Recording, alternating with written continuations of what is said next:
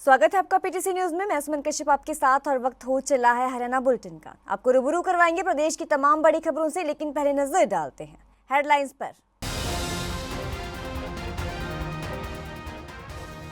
पूर्व गृह मंत्री अनिल विज ने कांग्रेस पर साधा निशाना। राहुल गांधी को अनिल विज ने दी चुनौती, कहा मेरे खिलाफ लड़कर दिखाए राहुल गांधी।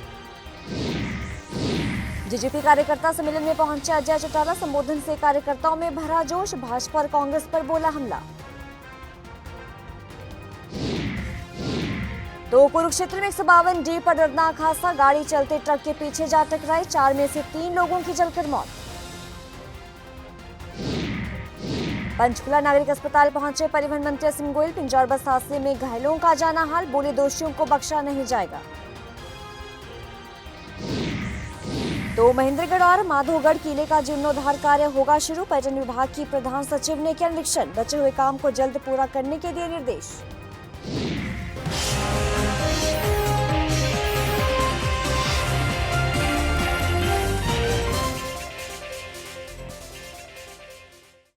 और अब खबरें विस्तार से। हरियाणा के पूर्व गृह मंत्री अनिल विज ने कांग्रेस सांसद राहुल गांधी पर हमला बोला है। उन्होंने राहुल गांधी को सीधी चुनौती देते हुए कहा कि मैं उनको चुनौती देता हूं कि वे मेरे खिलाफ लड़कर दिखाएं। सुनिए क्या कुछ कहा। राहुल गांधी जी को गलतफहमी हो गई है कि वो बहुत पॉपुलर हो गए हैं हिंदुस्तान में।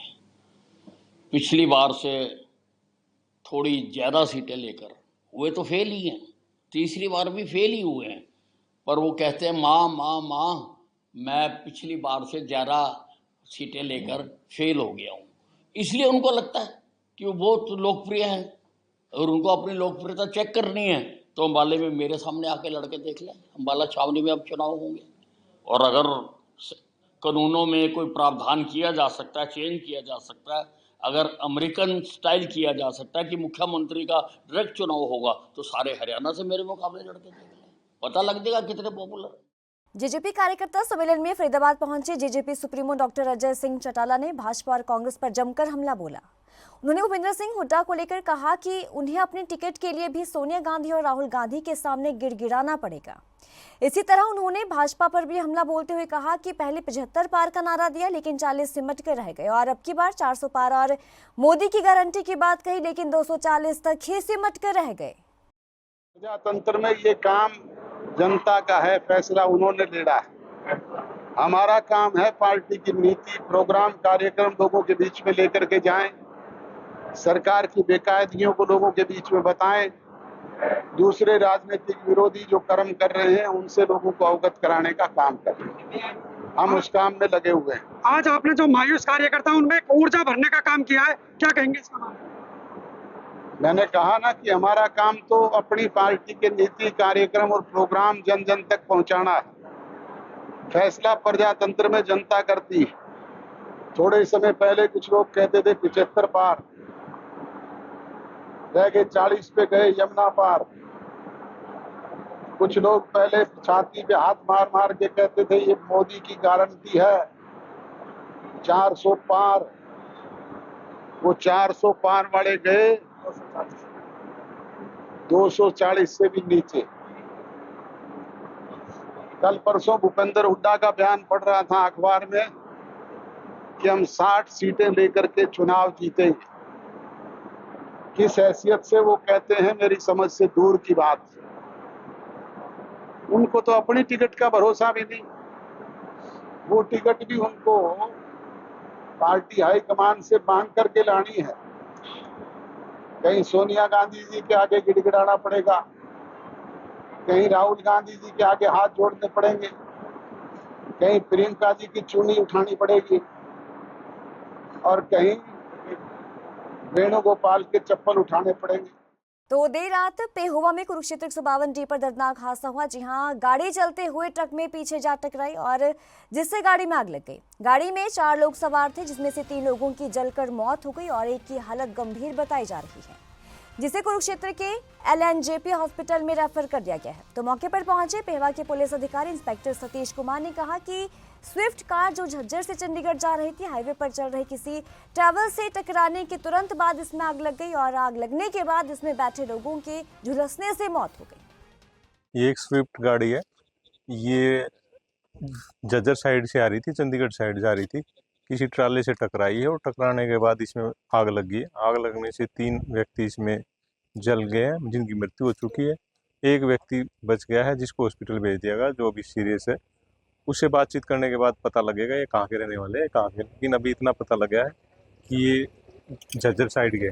तो पंचकुला के नागरिक अस्पताल में हरियाणा के परिवहन मंत्री एसएम गोयल पहुंचे। जी हां, पंचकुला के पिंजौर में बस पलटने से हुए हादसे में घायल बच्चों से हालचाल जानने मंत्री एसएम गोयल यहां पहुंचे थे। उन्होंने ये कहा कि घायलों की स्थिति का जायजा लिया जाएगा। आपको बता दें कि कल सुबह पंचकुला के पिंजौर के अंतर्गत पड़ने वाली पहाड़ी क्षेत्र में नौल्टा गांव के पास हरियाणा रोडवेज की मिनी बस पलट गई थी। इस हादसे में 50 बच्चे घायल हो गए थे, जिनका इलाज पंचकुला के सेक्टर 6 स्थित नागरिक अस्पताल में चल रहा है। तो इस दौरान एसएम गोयल ने यह भी कहा कि मामले की गहनता से जांच की जाएगी और दोषियों को बख्शा नहीं जाएगा। पहली दृष्टि में जो ड्राइवर की लापरवाही सामने आई, हमने तुरंत प्रभाव से आदेश दिए थे कि ड्राइवर और कंडक्टर दोनों को सस्पेंड कर दिया जाए और एक इंक्वायरी कमेटी का जो है गठन हमने कर दिया है। हमारे एडिशनल डायरेक्टर जो हैं ट्रांसपोर्ट के, उनकी अध्यक्षता के अंदर 5 लोगों की जो है एक इंक्वायरी कमेटी जो है विद इन अ वीक जो है रिपोर्ट देगी।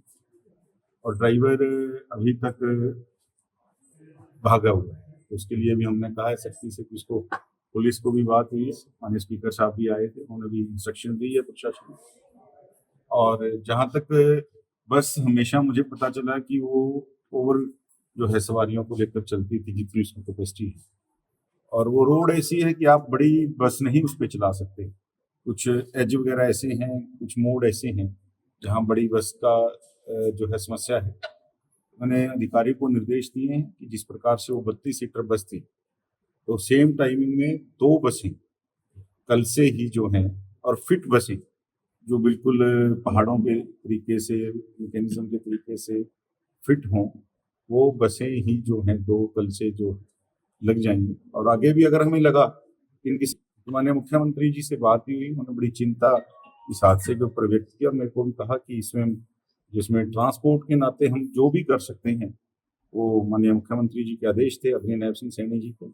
और मैं आज जो कुछ बच्चियां, जो कुछ हमारे लोकल वहाँ के लोग हैं, जो अभी कुछ यहाँ एडमिट हैं, ऐसे 13-14 साथी अभी रह गए सुबह। मैं तो भगवान का धन्यवाद ये करता हूँ, प्रार्थना भी करता हूँ कि सभी जल्दी जो है अपने घरों को जाएं, कि कोई इसके अंदर इस प्रकार की कोई जान की हानि अभी तक भगवान से हम यही भगवान का धन्यवाद करते हैं नहीं हुई है। लेकिन जो सिस्टम में खामियां हैं, निश्चित रूप से उनको दुरुस्त किया जाए, जो उसका जिम्मेवार है उसके ऊपर कार्रवाई।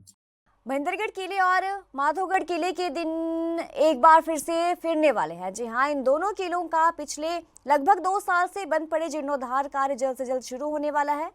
पर्यटन विभाग के प्रधान सचिव कला रामचंद्रन ने महेंद्रगढ़ किले और माधोगढ़ किले का निरीक्षण किया है। तो इस मौके पर उन्होंने अधिकारियों को दोनों पर्यटन केंद्र पर बचे हुए काम को जल्द से जल्द पूरा करने के निर्देश भी दिए हैं। उन्होंने कहा कि इन प्राचीन धरोहर को पर्यटन के नक्शे पर उतारा जाएगा। तो वहीं पूर्व शिक्षा मंत्री रामविलास शर्मा ने ये कहा कि माधोगढ़ किला मेरा दूसरा प्राइम प्रोजेक्ट है। रानी महल और रानी तालाब तैयार हो गया। मैं हरियाणा के लोकप्रिय मुख्यमंत्री श्री नायब सैनी जी का धन्यवाद करता हूं कि 13 जून को उनसे मैंने जिस संबंध में बात किया और उन्होंने तुरंत आदेश देकर के प्रोजेक्ट है माधोगढ़ का किला। आज माधोगढ़ का किला जो मेरे समय में बन गया, सड़क किले तक बन गई, रानी महल तैयार हो गया, रानी तालाब तैयार हो गया। और आज हरियाणा सरकार की पर्यटन की बड़ी अधिकारी श्रीमती कला रामचंद्रन जी वहां विजिट करने के लिए आई। तमाम अधिकारियों के साथ बाकी हिस्से पर भी अब शीघ्र काम शुरू होगा। और दोहान नदी में पानी चल रहा है। राजावास के पानी के टैंक से 1 करोड़ लीटर पानी पहाड़ फोड़ करके 27 गांव और 9 ढाणियों को जा रहा है। मैं नायब सैनी जी का बहुत धन्यवाद करता हूं। तो साइबर सिटी के राजेंद्र पार्क इलाके में दिन दहला देने वाला मामला जो है वो सामने आया है, जहां मामूली से विवाद के चलते लिव इन पार्टनर ने अपनी प्रेमिका के 2 मासूम बच्चों पर जानलेवा हमला कर दिया। इस वारदात में 9 वर्षीय मासूम की मौत हो गई। तो वहीं 7 वर्षीय मासूम को गंभीर हालत में गुरुग्राम के हॉस्पिटल में दाखिल करवाया गया है। तो एसीपी नवीन कुमार की माने तो जब पुलिस टीम अस्पताल पहुंची तो मृत बच्चे के दादा ने शिकायत दी कि वो अपने परिवार के साथ गुरुग्राम के टेकचंद नगर में रहता है। उसकी बड़ी बेटी विजय कुमार का देहांत वर्ष 2023 में हो गया था। उसके बाद इसकी पुत्रवधू राजेंद्र पार्क में अपने बच्चों सहित एक व्यक्ति के साथ रहने लगी। करीबन मेरे हिसाब से 7:30 बजे की बात है शाम को। और जो हमारी भाभी थी उनके पास कोई फोन नहीं था। उन्होंने अस्पताल से किसी का फोन लेकर हमारे पास कॉल करा। उन्होंने बताया कि ऐसे ऐसे बच्चा सीरियस है। तो हमने सोचा वैसे ही मजाक में कह रही है शायद। फिर हमारे पास डॉक्टर का फोन आया। डॉक्टर ने बताया भाई तुम कहाँ हो? उनके मगा जी हम उनके चाचा है, ऐसे ऐसे हम यहाँ पर रहते हैं। उन्होंने तो आप यहाँ पर आ जाओ भाई, बच्चा तुम्हारा मर चुका है। और हम वहाँ पर पहुंचे, वहाँ पर जाकर देखा तो वो मर ही गया था। कितने साल का ये बच्चा था? करीबन 7 साल का बच्चा था। इसके भाई को भी चोट लगी? इसको भाई को भी चोट लगी है, बहुत ज्यादा चोट लगी है। उसको भी पट्टी बंधी हुई है, ठोडी बस आ रही है और उसको सारे मन चोट लगी हुई है, पूरा नीला हो रहा है। जिस युवक ने ये हमला किया वो कहाँ का रहने वाला था? कब जानते हैं आप उन्हें? वो हरिद्वार साइड का रहने वाला है, यूपी से है। पर उसके संबंध कब से थे ये हमें पता नहीं है। हमें कल ही पता चला कि 1.5-2 साल से उसके संबंध थे हमारी भाभी के साथ। ये जी मेरा भतीजा है जिसकी डेथ हुई है, छोटा बच्चा है। और जी जो इसका पापा थे उनकी डेथ हो चुकी थी। अच्छा। डेथ कितने 4-5 साल हो गए डेथ हुए उसके पापा को। जब से फिर बाद में इसकी जो मम्मी थी उसका किसी से नाजायज संबंध हुआ। नाजायज संबंध के बाद तो जो वो ड्रिंक करके कल रात को घर पे आया, उसके घर पे आया और जी बच्चे जागे हुए थे। बच्चों ने सोचा कि मेरी मम्मी के साथ में कुछ गलत हो रहा है, या वो ड्रिंक करे हुआ था, नशे में था, नशे की हालत में बहुत ज्यादा था। तो बच्चों ने कुछ कहा होगा तो बच्चों को मारने लगा वो। और जी जो छोटा बच्चा था उसको तो खत्म कर दिया जी उसको। और जो बड़ा बच्चा था ना उसको इतना घायल कर दिया, अभी तक भी वो एडमिट है हॉस्पिटल में। ये जो 7 ईयर का बच्चा था तो उसको जो उसकी मदर के साथ रहते थे, उसके पार्टनर जो लिव इन पार्टनर कह सकते हैं, क्योंकि उसके फादर की डेथ हो गई थी 2023 में। तो उसके बाद उसकी जैसे ये इसकी मदर इसके साथ रह रही थी तो ये अक्सर पीटता भी रहता था, ये बात आई है सामने। तो इसने जब उसकी मदर जॉब पे गई हुई थी तो बच्चों को पीटा, जिसमें से एक छोटे बच्चे की डेथ हो गई। नथौर गांव के किसान जिला उपायुक्त कार्यालय पहुंचे, जहां गांव में जल भराव की समस्या के समाधान की मांग को लेकर ग्रामवासी यहां पहुंचे। तो किसानों ने ये कहा कि ज्यादा बारिश के चलते गांव जलमग्न हो चुका है। अतिरिक्त उपायुक्त विवेक भारती को ग्रामीणों ने ज्ञापन भी दिया। तो गांव के खेतों में भी कई फुट पानी जो है वो रुक चुका है। किसानों ने ये चेतावनी दी है कि अगर समस्या का समाधान नहीं हुआ तो पूरा गाँव जो है वो धरना देगा। ये गाँव नथौर से सभी किसान आए हुए हैं। 6 और 7 की रात को 1:30-2 बजे है जो बादल फटा वहाँ पे, जिससे हज़ारों एकड़ जो है फसल बर्बाद होगी, जिसमें धान भी था, ग्वार है, नरमा है और ढाणियों में बहुत बड़ा नुकसान हुआ है। सूखे चारे का भी नुकसान हुआ है, जो कुप वगैरह हम जैसे बांधते हो, आप जानते ही हो उसको, जो सूखा चारा होता है उसको भी नुकसान हुआ है।